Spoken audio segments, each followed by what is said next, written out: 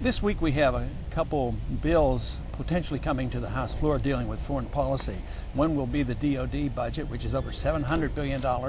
Then there's going to be a bill for the supplemental, which is the war budget. The previous administration always brought all the supplemental war budgets up as an emergency, and they were highly criticized for it. But we're still continuing that process. I have no idea how much that's going to be, and there'll probably be a lot of pork stock in it as well. So that'll be very controversial. But obviously, if you don't support these wars in the Middle East and the potential of spreading these wars, it's not a very good expenditure. Matter of fact, the $707 billion so-called defense budget is not a very good investment as well, from my viewpoint. $700 billion is support for the military-industrial complex, is what I call it. There's a distinction, there should be a distinction made between defense spending as well as military spending. So just because we put it in the DOD, it's military for sure, but it's not necessarily going to help us in defense. But, you know, with all these sums added up, what we spend, it's well over $1 trillion a year in so-called making us safe. And it looks like it's never ending. Today, we are dealing with the crisis that has been brewing over in Korea, and that is certainly a dangerous spot, but for us to be in the middle of that doesn't make any sense to me.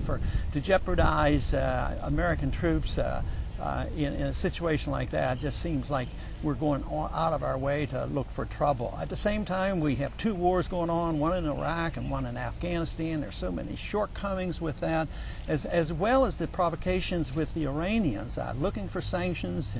The Iranians right now have agreed to accept the proposal made by Brazil and Turkey to do exactly what our government asked them to do a few months ago, and our government now doesn't want to deal with it.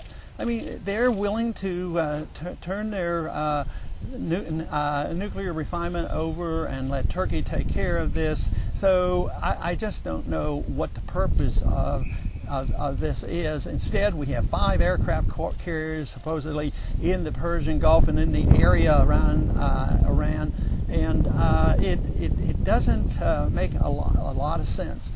But the money is going to run out, and that to me is probably the end point for this, because empires tend to come to an end for financial reasons, and even though we are not suffering quite like Spain, our condition is not any better than Spain and Europe. Europe's in turmoil with these financial problems, and someday this whole crisis, the financial crisis, will limit what we do, not only overseas, internationally in this war spending, as well as the domestic spending.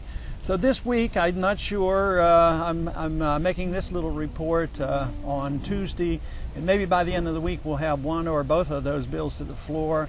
But since there's no money in the bank, it's all going to be debt, it's all going to be borrowed, it's all going to be printing press money, whatever, but it will not be a good investment, because quite frankly, that type of spending will not make us safer. I am convinced the foreign policy that we've been following for so many years makes us less safe, not more safe.